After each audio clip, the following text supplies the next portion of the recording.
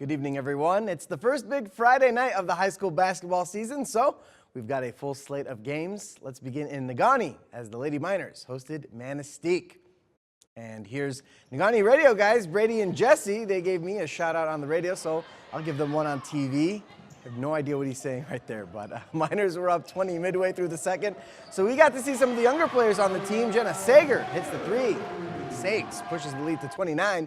Little later, ball is stolen by Hannah Montana Voshkol, and she could go all the way. That's a touchdown for Voshkol. Count that baby, and a foul. More from the Miners. Sager with the ball and a nice bounce pass to Peyton Drew. That's Mountain Drew scoring to make it 41-8. Seemed like everything was working tonight for Negaunee. Sags with three. Booyah! She finished with 11 points on the night as Negaunee wins it 76-18. To the scoreboards as Marquette is downstate taking part in the Petoskey Invite, a tournament they won last year. They got the win tonight over Manton 44-34. Tomorrow they will face Brighton in a rematch of last year's championship game. It was West Iron County taking down Norway 66-28. Hancock gets the win over Jeffers 43-34, and Chassell has no trouble with Republic Michigami 64-8. Let's get back to the action. We go to Westwood as they held their season opener at home against Kingsford. First possession for the Patriots, Marissa Corello with a quick pass down low to Aiden Christmas Wreath, and she scores the first bucket of the season for Westwood.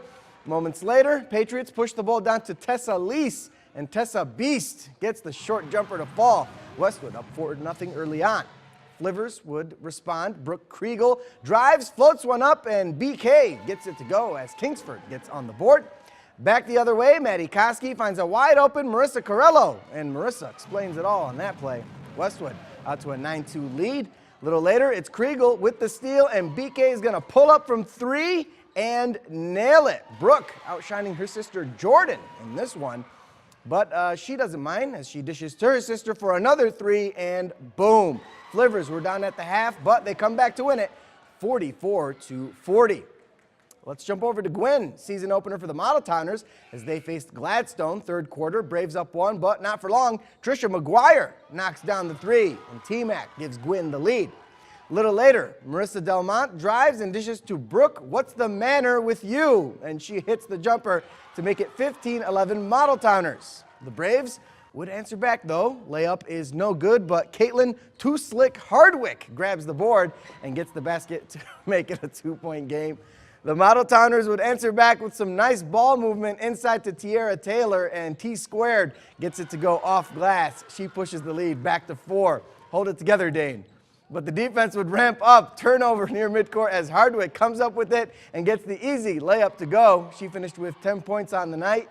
Gwyn, though, would not go down without a fight. Brenna Bruce takes it in solo, and BB3 scores. But the night belonged to the Braves as they get the win, 44-29.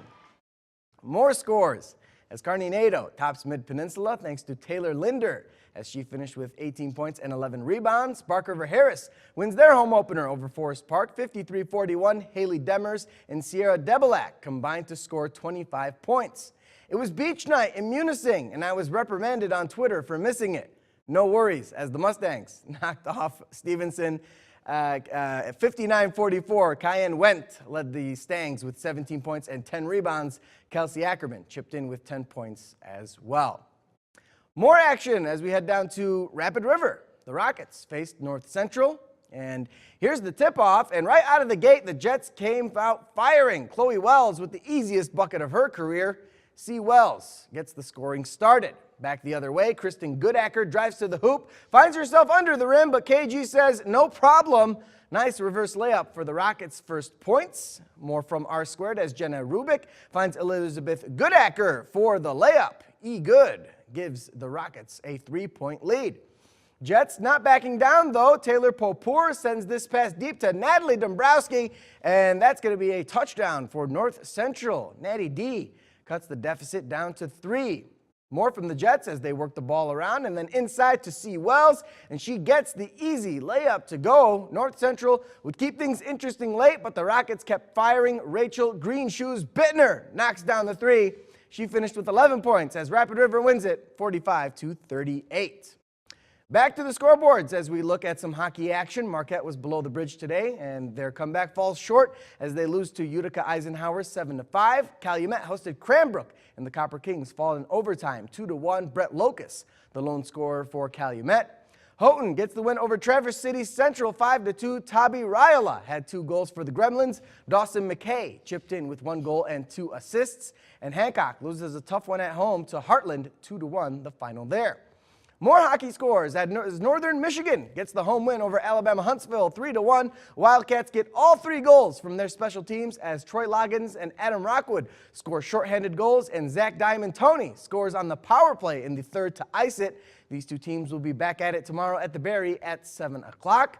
And in college basketball action, Bay College faced off against nationally ranked Mott Community College. The men took the loss 80-61. Dre Tumanen led the Norse with 20 points. Marcus McKinney added 13. The women would suffer a similar fate as they fall 66-62. Jordan Kramer had a big night for the Norse as she scored 30 points.